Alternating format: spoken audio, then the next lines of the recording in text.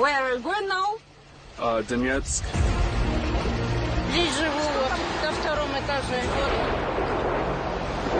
There are children here, I'm telling you, that have died because of the United States government's funding of this senseless war. I'm a big baby, sorry. Smell of death. So we're currently being shown here in a civilian populated area. It's good versus evil.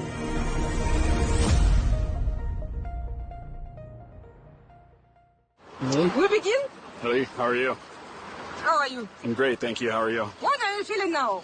What am I feeling now? I'm ready to get into there and tell the American citizens what's truly happening. Where are you going now? Donetsk. Do you scared? Am I scared? No. Huh? No. Maybe when we get there. We'll see how everything changes. What did you post in Facebook about American weapons? If something were to happen to me while I am in the zone, then of course it would be because of American and Western supplied weapons. Always practical. Right. Gotta have something to carry everything in, right? Sit down. My name is Tofurius Maximus Crane. I'm 45 from the United States. So before I became an independent journalist, I was a medical professional, medical management, worked in laboratories. I used to make videos for different news platforms, and then I was deplatformed because I feel that what my government is doing is corrupt. My family came from Russia to America over 100 years ago, so it was always in my heart to come home. I would say coming home was a priority as well. Why we stopped? Stop here. Corn.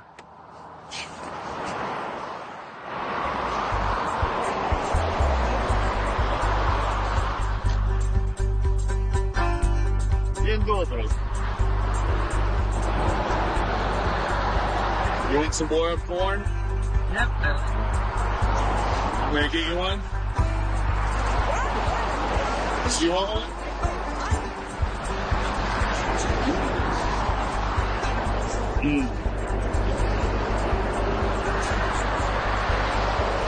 Very good. Everything about this country is beautiful.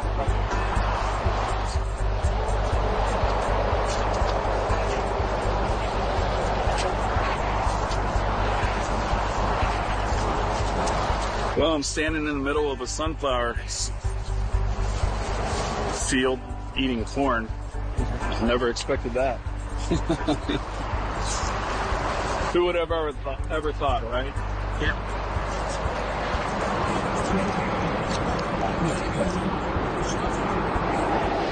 Everybody was so accepting, and I don't understand because, of course, in my opinion, my personal opinion, I come from a nation that is aggressive towards the east. They're supplying weapons that are harming Russian civilians. And so, in my opinion, they should never have accepted me. You know, that's the American perspective.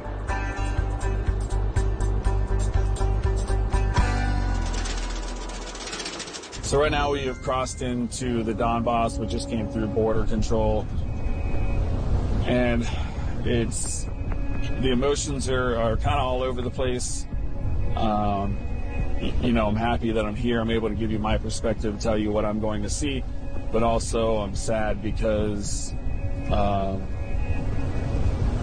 so many people here have lost their lives. So many people have been affected. So many homes have been lost. So many memories, children, women, men who have all died because of Western aggression, which is why I'm here to show you back home in the West the truth, not the lies of mainstream media.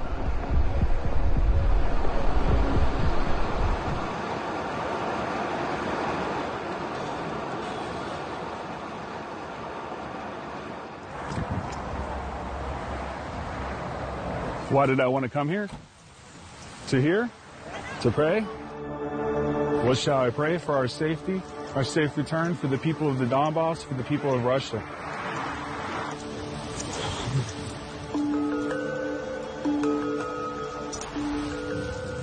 Orthodoxy, in my opinion, is a rejection of the West and an embracement of traditional values. As they say, reject heresy, embrace orthodoxy.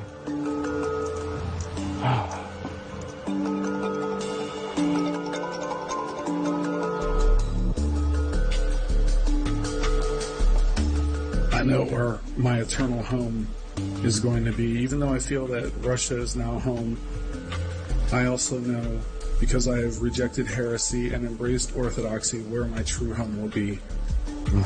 But I do remember this church, and the saddest part about the visit to that church is that they hold service in the basement because they're worried about being shelled. So the main church, the main area on the first floor, is closed. My religion is Russian Orthodoxy because it's the true faith. Why wouldn't I want to be an Orthodox? You know, before, when I lived in America, I was years ago a Protestant, and I never felt like I had a relationship with Christ. But when I embraced Orthodoxy, I felt like God was talking to me, and God has brought me here.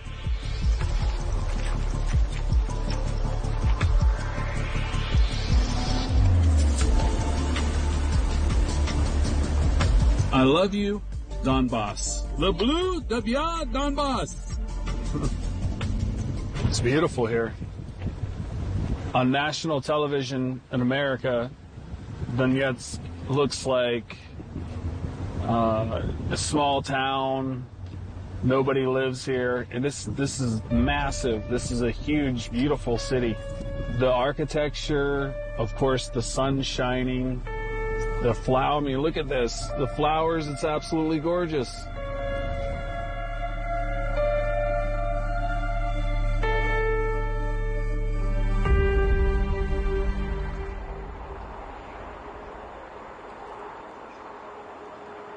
We came to the place that we call Park of Lenin's Komsomol. It's placed nearby our Donbass Arena, our stadium, and the park is based on a memorial called To Your Rescuers Donbass.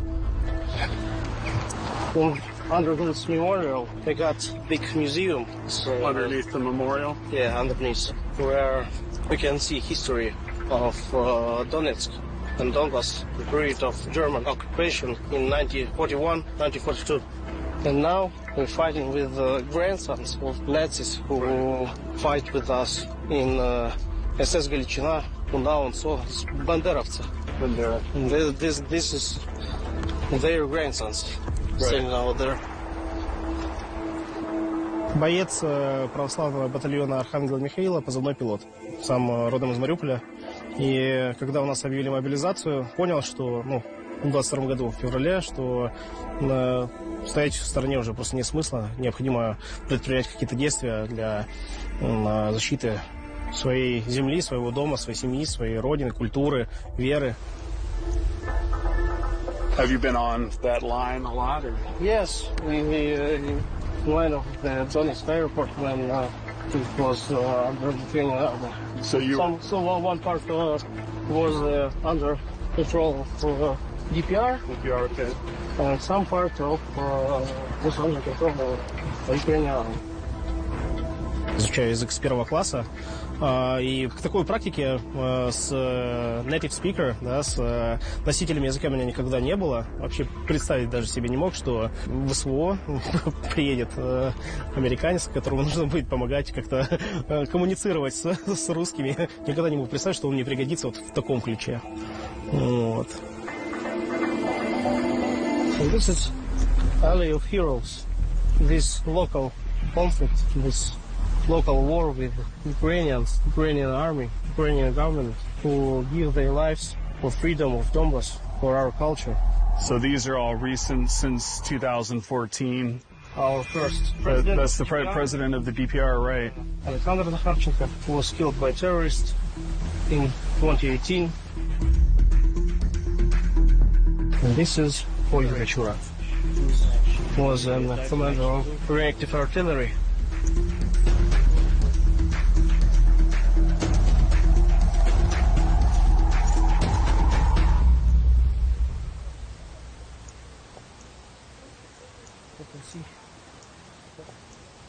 This is a memorial to those who sacrificed themselves so that they could defeat the evil, so that they could defeat Nazism.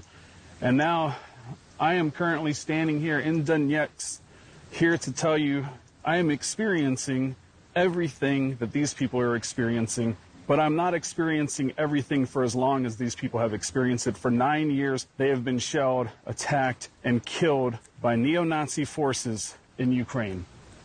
I think the only way it's going to stop is if the West stops giving them weapons.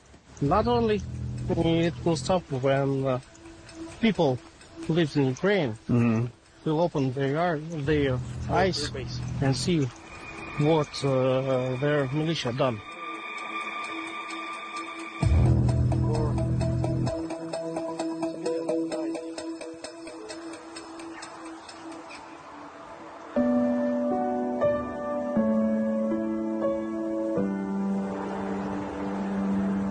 It's a place for Alley of Angels. in memory of children who died while the Ukrainian army shelling in the city. You can see lots of toys over here, lots of candies, and you see the names and the ages of kids who died.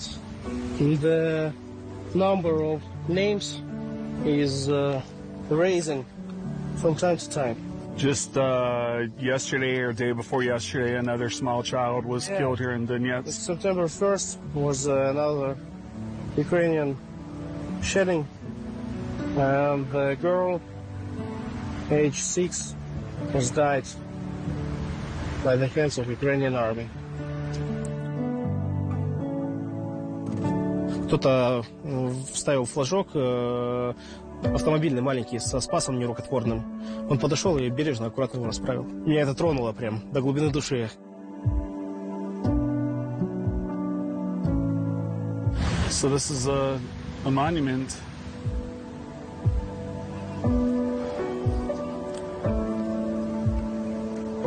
to the children who have died because of Ukrainian aggression. Somebody's daughter. I have children. This hurts. I honestly can't imagine how these people have lived like this for 9 years and how this can continue to happen. I mean, I'm here. It's real. I'm experiencing this. These are somebody's loved ones, somebody's baby, somebody that they celebrated with their wife or their husband, the life of a newborn child, and they raised that child, and then the child was destroyed. It doesn't make sense. It shouldn't be happening. A child should be able to live in peace, just like our children live in peace in America. They're not under constant shelling. It's our government supplying the money, our government supplying the weapons, and there are children here, I'm telling you, that have died because of my government, the United States government's funding of this senseless war. Sorry, I have kids. It's ripping me apart, man.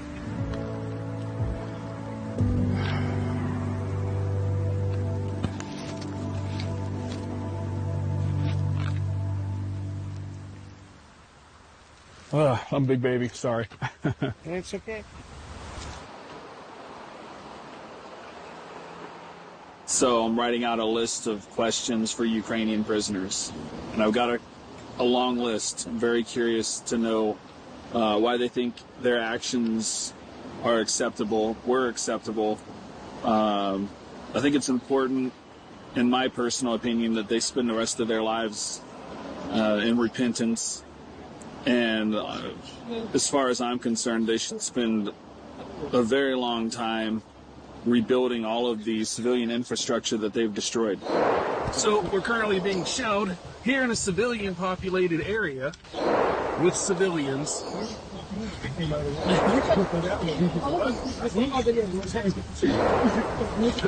Seems like a few people are used to this. This is absolutely insane. A civilian area. So when we arrived, we went to a diner and we heard incoming. Nothing I've ever actually experienced in real life. It's something I'd heard on TV, you know, sound effects in Hollywood. And you hear the whistle and then you hear the boom and then the ground shakes. It's unreal. For a moment, I just sat there. I didn't know what to do. I was like, what is happening? And then everybody hit the ground, and I was like, oh, I guess I have to hit the ground. And then I started recording almost immediately, and it was heartbreaking because everybody was under a table. Women, men, children, they were just hiding, hoping that they wouldn't be destroyed by these weapons that were impacting the civilian area. So after the round impacted, we left immediately. We went to the vehicle where we had our body armor. We put on our body armor and we started to go to the place where the shells had impacted, and they were literally around the corner from where we were sitting. Right here, you could see an impact of a shell. And we're going to just assess the damage and see what all occurred and what type of damage. Thankfully, there was no casualties. There's no military here. It's civilians, busloads of civilians. People just trying to live their lives, and they're being shelled. Why the hell my country has to keep sending tax dollars to the Ukraine so that they can attack civilian populated areas? Please explain this to me. And as we're filming, of course, more incoming in a civilian populated area. These are civilians. This is not a military base. There are no military personnel here. There's no reason for this.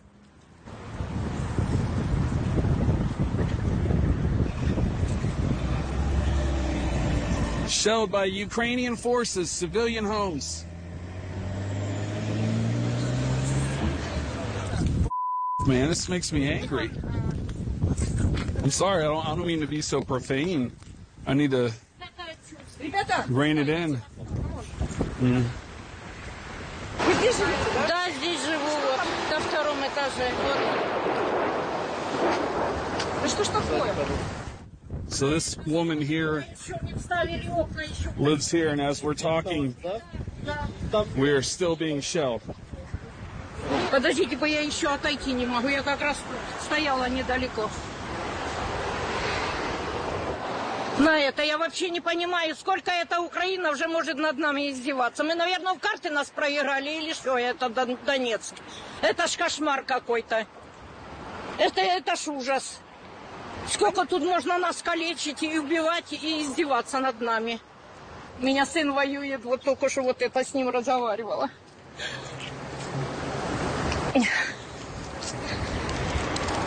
Я сама с Украины. Я сама с Николаевской области. В 67 году приехала сюда. Сестры, братья там. Ой, я вообще, чтобы она уже горела, эта Украина, ярким огнем. Боже, сейчас опять... We met a woman on the street. She came out and spoke to us. I'm not sure what all she had said, but I could feel that she was just heartbroken. And my heart went out to her. I think I remember telling her, I'm sorry that my country's doing this to you. I think Ukraine is a terrorist state, and that NATO is also. It's insane. There's glass everywhere and bricks and part of people's homes. They're being destroyed. And my country keeps giving money to this. Imagine just being able to wake up one day and you're just used to this. Because it's just occurring so much, it shouldn't be happening. We can see here English marks. So I suppose it's Caesars or something else. It came from this way. It's way of the Avdiivka. They handed me the shrapnel, and it was in English. The shrapnel was, you know, Western made. I'm not sure what type of munition it was, but it was Western made. And it's Western weapons are being used against civilian populations. And there's still a portion of the American population that supports this. Look at these people, they're just living. What else can they do? Hide for the rest of their lives? Sorry, now I am emotional. I'm sorry.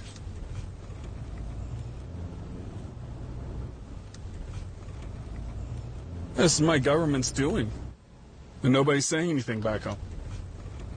I know, but still, you know, you feel responsible as an American. Меня поражала его реакция на все происходящее здесь. Глаза по 5 копеек, он видит прилет прямо посреди дороги, он видит, как мимо прилета проезжает маршрутка, он видит автобусную остановку, видит жилое здание, которое повыносило стекла, и он начал меняться в лице. Но у него ужас смешался с отвращением. I'm gonna get a little biblical, but this is definitely Satan screaming out in anguish as God kicks his ass. We got a burning car over there. This way, a supermarket. Oh, I see. And the parking, Okay. civilian car burning. Well, my name's Tofurius Maximus Crane. I'm an American citizen in Donetsk. And as you can see, my government's supplied weapons have struck a civilian area.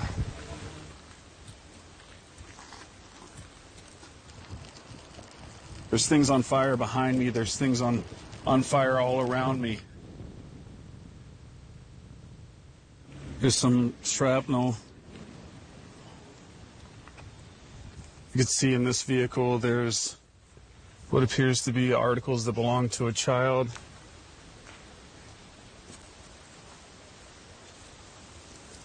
Could you imagine if this was happening in the United States of America? A car on fire, shrapnel, vehicles destroyed.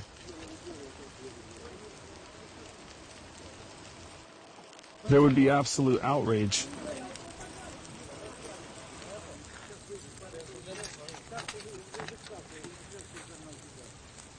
Can we go in here or no?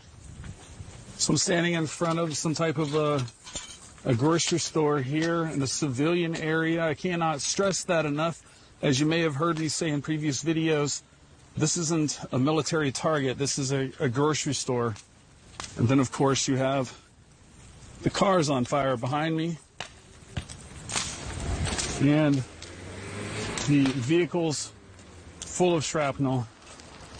And we've been going from location to location, just looking at people's lives completely destroyed.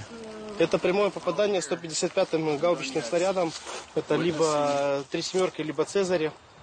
Вот мы видели куски шрапнели большие, осколки. Вот пока мы снимали с вами на Университетской, вот эти два прилета пришлись, которые мы с вами слышали, вот сюда, в жилое здание, в магазин, и вот два прилета здесь. То есть обстреляли Розу Люксембург, обстреляли Изумруд, Университетскую, обстреляли места, где нет скопления ни военных, ни техники военной. То есть абсолютно гражданские объекты пострадали. So I'm here in Donetsk, witnessing war crimes being committed by Ukraine in a residential neighborhood. You have behind me here a hospital.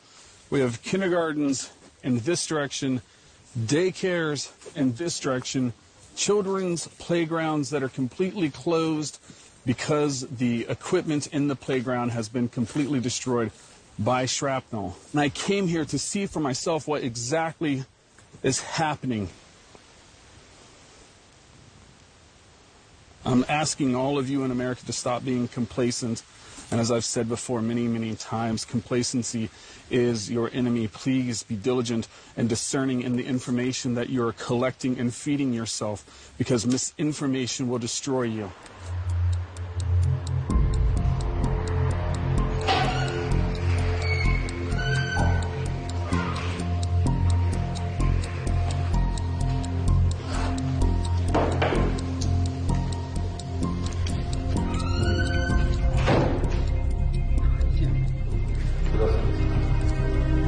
Меня зовут Поплавский Виктор Леонидович.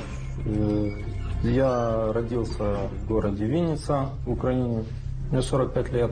Меня мобилизировали в апреле прошлого года. При заезде в город стоял блокпост, остановили мою машину, отвели в сторону. Там стоял представитель военкомата и уже под подпись дал мне повестку.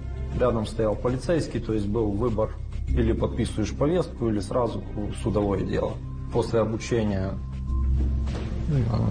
нас отправили на запорожское направление, когда началось контрнаступление, и когда уже штурм немного захлебнулся, бросили нас в наступление, и в процессе наступления нас взяли в плен. How many Ukrainian military forces died in this counterattack, the counteroffensive? Довольно много. Процентов, наверное, 45 это погибших именно. Да, тех, что шли на штурм. Нам не доводили количество наступающих бригад, сколько, но насколько я помню, на нашем направлении там было, стоял рефрижератор, холодильник, забитый трупами. То есть он стоял возле госпиталя, и мы уже дальше данных не знаем. Нам не доводят такие данные, потому что если солдаты на позициях будут такое знать, то на этом все закончится сразу. Did you receive NATO training or training from any Western country? В основном инструктора все тренируются в Польше, насколько я понимаю. Водителя бронетранспортеров, те ездили в Британию. Did you ever object to your commanders? Да, мы высказывали свое недовольство своему командованию в связи с тем, что нам аэроразведка показывала фотографии и говорила, что там находится 50 человек, а нам командование говорило, что там осталось 2-3. Зашел разведвзвод снайперский, нам сказали, что это просто взвод пехоты зашел. Была информация про минирование. Опять же, что командование сказало, что минирования там нет и его там быть не может. То есть все эти вопросы мы поднимали перед командованием, но командование игнорировало. На нашем участке Нацгвардия вперед не шла. Не шла первая линия. Получается, что это и были наши заградотряды. Would you agree it's only fair that Ukraine prisoners should be made to rebuild all of the damaged areas of the DPR, LPR, and Russia? В принципе, это было бы справедливо. До свидания. До свидания.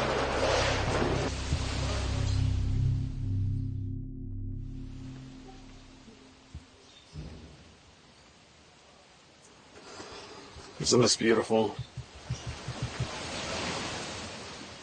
So we're here about to meet Father Victor in one of the most heavily shelled areas of the DPR. Just a few months ago, a young woman and her child, 3 years old? Yes. 3 years old, were killed by Ukrainian Nazis. The father of this church was also injured within the past year. Yes. And I want to show you all the beauty of this place, but I also want to show you just exactly what the Ukrainian military is targeting, which is a church. There's no military personnel and no military bases. You have a slide. You have more playground equipment. Oh, Father Victor. Ты прям как батюшка. Father. Padre. Padre. He said that you looks like father. Oh, no. Да. Ну вот тут мы обитаем. Пойдемте, наверное, в храм сразу немножечко, да? Там пообщаюсь, газет включу. Да.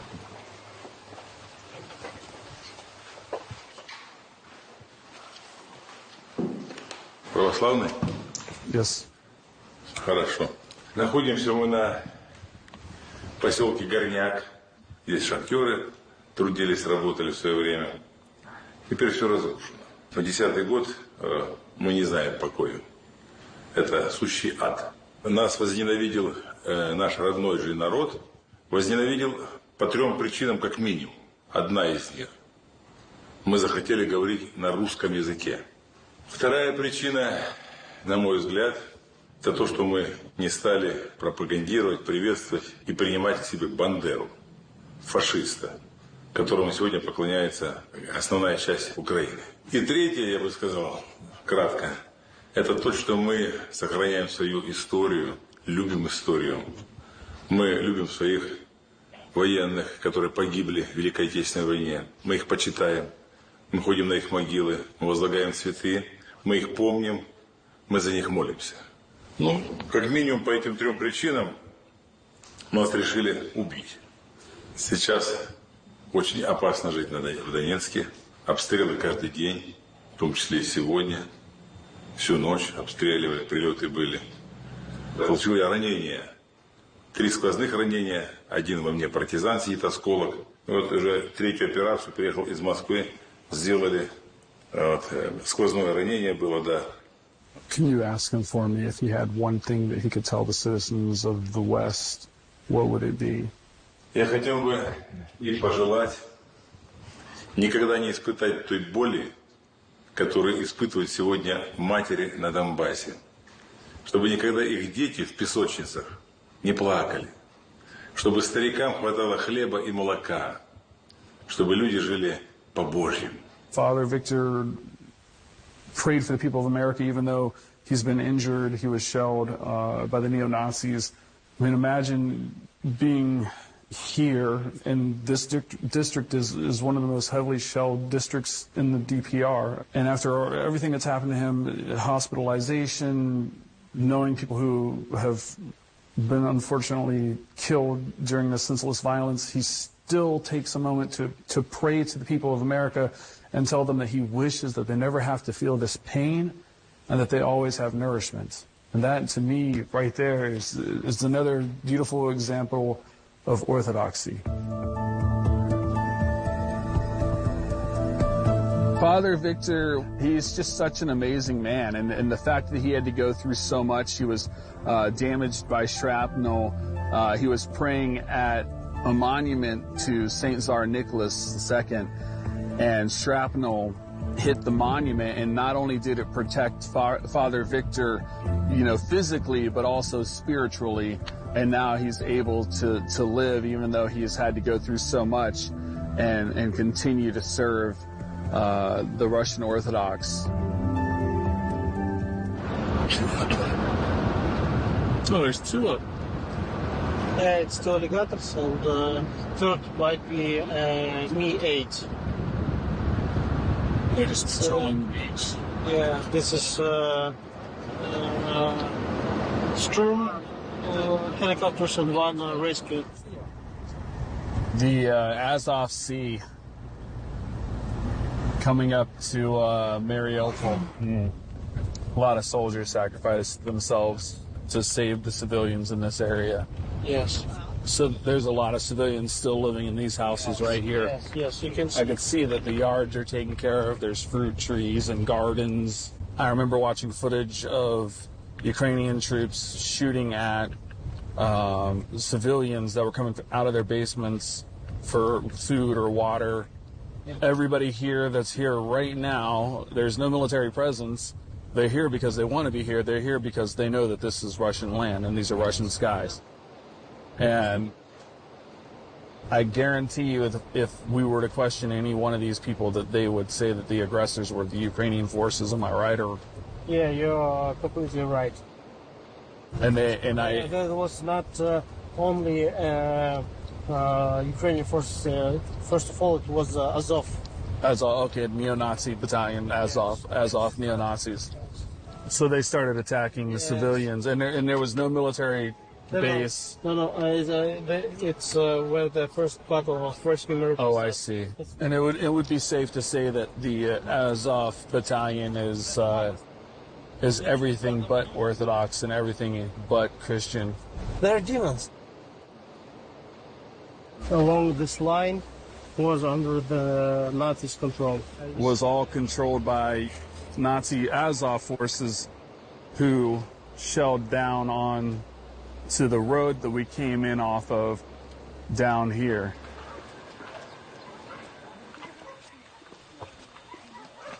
So they terrorized the local civilian population from the high ground. Большей частью они отсюда всех позабирали все и повыгоняли. Бабушек, дедушек в подвале тут находили людей. This way, Nazis have BTR machine gun, and in this red house, from the entrance, was the first found mined dead body. Mine. Oh, they were mining the dead bodies of civilians. So literally terrorists. Yeah.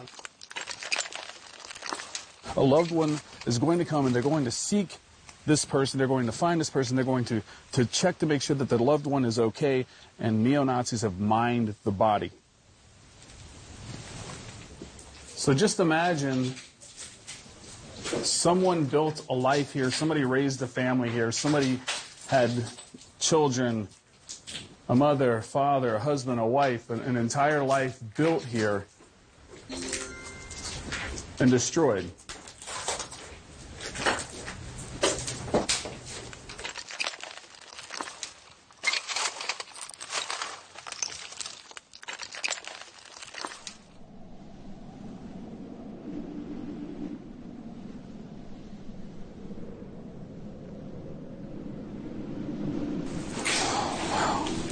Look at this. I don't even know how to finish this video, honestly. I mean, this is just heartbreaking. На каждой девятиэтажке есть вот такие вот техпомещения для лифтов. В них они прятались, с них выходили, ставили установки. На этом доме был ПТУР и снайпер сидел.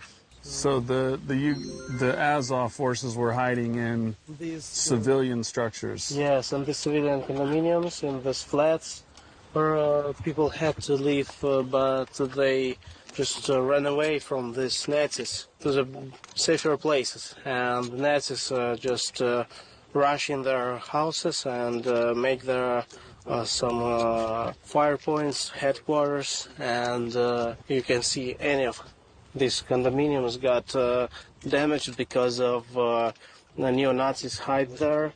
They kept firing from these flats, from these technical floors, from these houses, and we not had much left to do that firing them back from the artillery, tanks, to destroy their fire points from there. And that's after you had already rescued the civilians from the area. Yes, of course. You didn't attack any of this until you knew that all the civilians were safe. We just we don't fire at the civilians. Right. We got information that in this condominiums only Nazis are left, only military forces of Ukraine.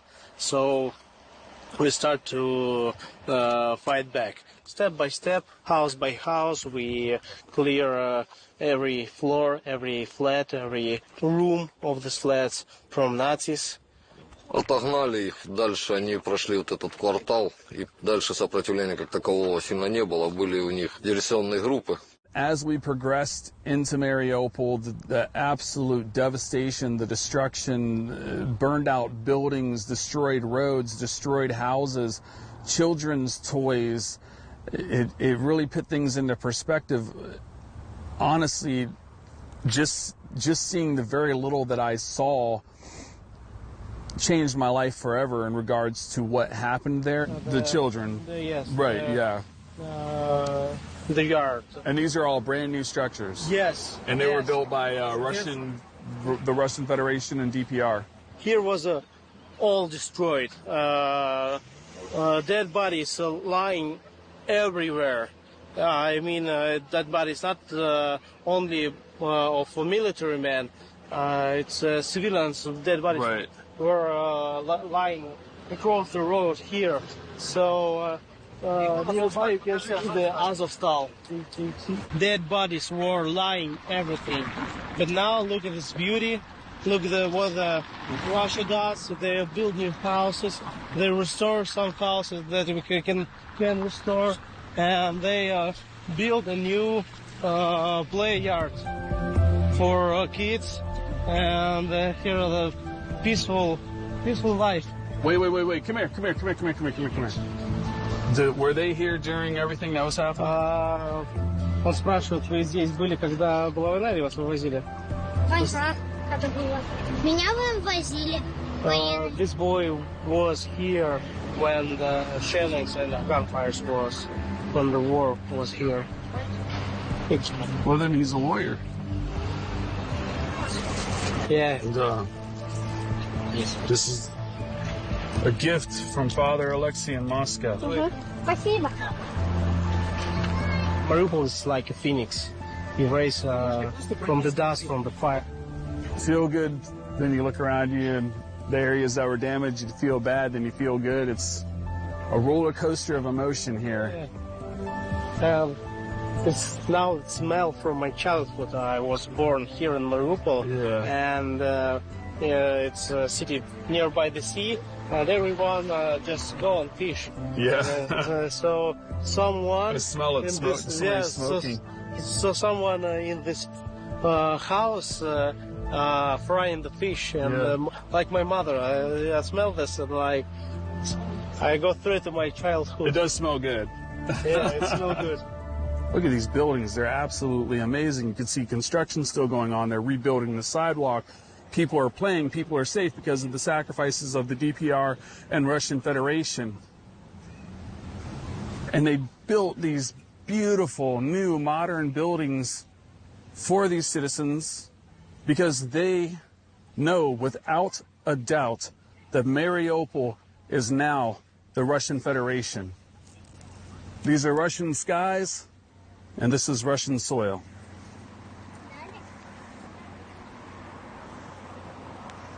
Okay, we go there. So a lot of the civilians that were in Mariupol during this chaos were thankfully rescued and evacuated by DPR forces, Russian forces. And for the unfortunate, they were held hostage by Azov forces and used as human shields. These people lived through so much. They didn't have clean drinking water. They didn't have food. I remember seeing stray cats and dogs everywhere. And I wanted to pet them all, and I was told, don't pet them. They eat corpses. You're going to get sick. It's a machine gun nest, okay. And we can see another windows where we got some bricks in the windows.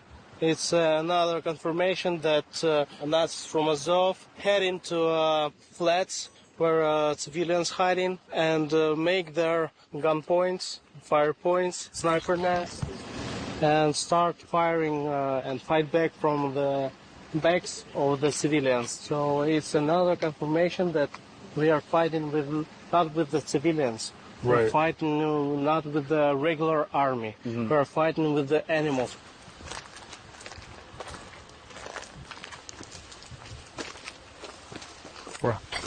Wow.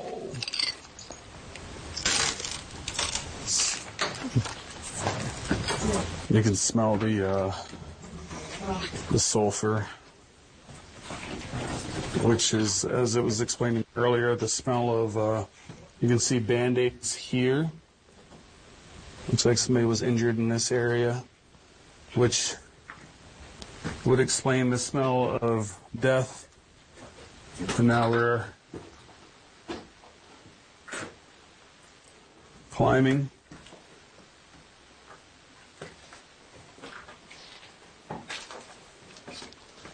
We have to be extremely careful because everything is falling apart here. So how can you see the neo-Nazis break the walls from one side of building to another? So that they can move. Yeah, along the building. I see.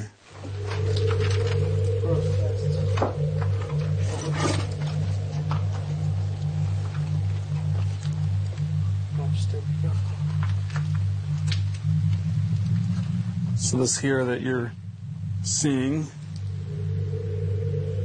is the machine gun nest that we saw outside from the courtyard.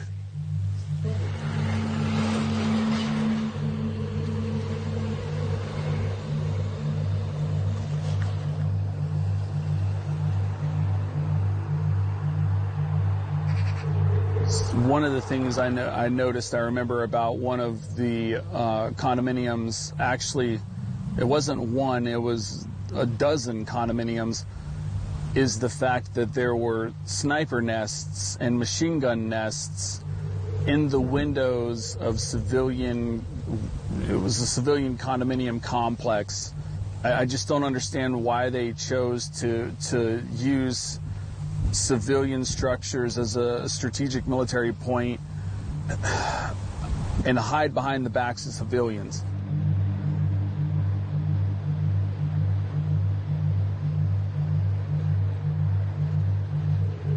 In this place, troopers of Nazi battalion named Azov start to surrender, start walk away from this place and walk all along this road and go this bridge to the jails. In regards to Azov is the fact that they are a neo-Nazi battalion. They are self-professed. They have come out and said themselves, yes, we are neo-Nazis. You know, every media organization in America right now that supports Ukraine just a few short years ago published articles and videos claiming that Ukraine had a neo-Nazi issue. And so when Russia came to the aid of the LPR and DPR, that all changed. The story, the context, everything changed. And then all of a sudden, every American, because they didn't know anything about Ukraine, couldn't point it out on a map, started hanging up Ukrainian flags. Upside down, of course, because they don't know which way is up and which way is down. They don't know anything about Ukraine. They were just told that this is what you have to buy into now. This is the new agenda.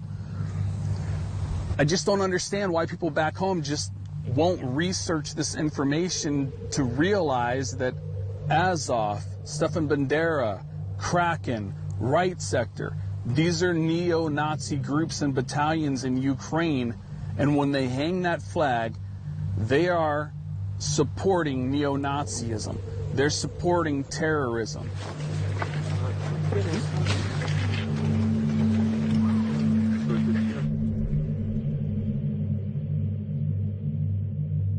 После боевых действий в городе Мариуполь выходил и попадал в плен с Азовстали из-за каких-то неграмотных действий нашего командования. Вот.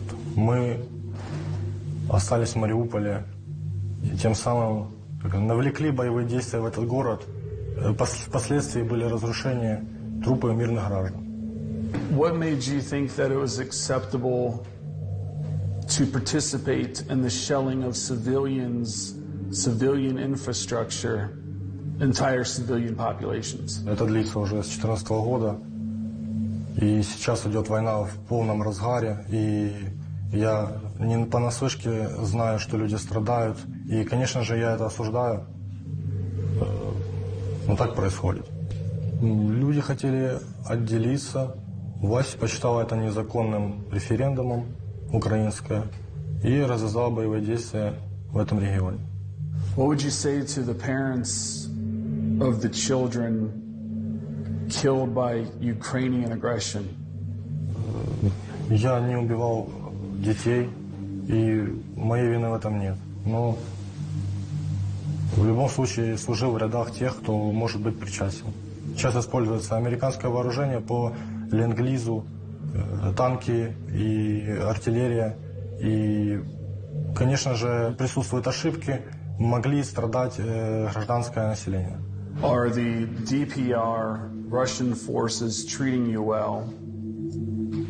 And how do Ukrainians treat DPR and Russian prisoners? Меня кормят, я получаю медицинскую помощь, я одет, и вообще, в общем, все класс. Did you ever think in your life that an American from an ally nation to Ukraine would ever question you? Я сейчас, если честно, ошеломлен. Видимо, не все так как и нам говорят, или нам казалось, что США в целостности поддерживают Украину. Я понимаю, что за счет налогов, которые платят граждане США, Америка ведет боевые действия, и это все бьет по простым людям, которые работают. Do you understand now that you will not and cannot win? Russia wins, God wins. Знаю, что мы потеряли достаточно много территорий, и никакого решения конфликта нет. И я это осознаю и просто надеюсь, что наступит мир, а победитель не важен.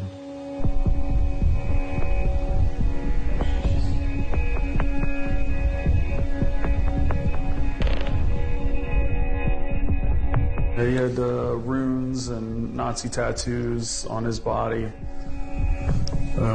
It's pretty disgusting. And it just shows you his intent at the time, his intentions at the time. And, you know, I've seen the videos and the photos of the prisoners being captured and the Nazi symbolism and their ideology. But seeing it in person is... На шее у меня набито против всех. На голове автомат АР, автоматика, американский. Совместно с ботинком Криспи. Просто связано с профессией военного. Ботинок тоже атрибут профессии военнослужащего. И к тому же просто очень нравилась эта модель. Почему такую татуировку сделал «Церковь в огне»? Это относится к моего протеста против религии в плане того, что она бывает пагубной. Имеется в виду, что ее используют для того, чтобы управлять массами. So he's against all religion, which brings me back to something I've said a lot in our journey, is that it's good versus evil. And now we've seen evil. Это языческие руны. В обратную сторону это волчий крюк. Это руна немецкая. Ну, на другой ноге у меня просто татуировки, не имеющие смысла. Палач. А черепа что означает здесь? Нашел их красиво.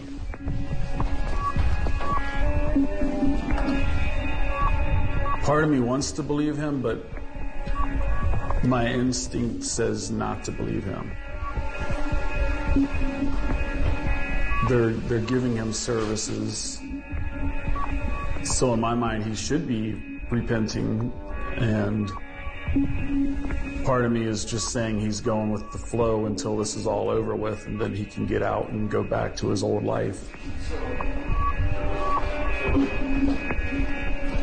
I do feel like I've changed inside from this visit, so that if I went back to America right now, I would always want to come back to Russia because I feel like Russia's home. What do you want to wish to the Russian former militia and the Donbass warriors? I pray, and I will continue to pray for all of them. I will light candles for them, and I will make sure that everybody I know that is Orthodox is also praying for them. So, burn, let's say, God, please save them, and start to call the names.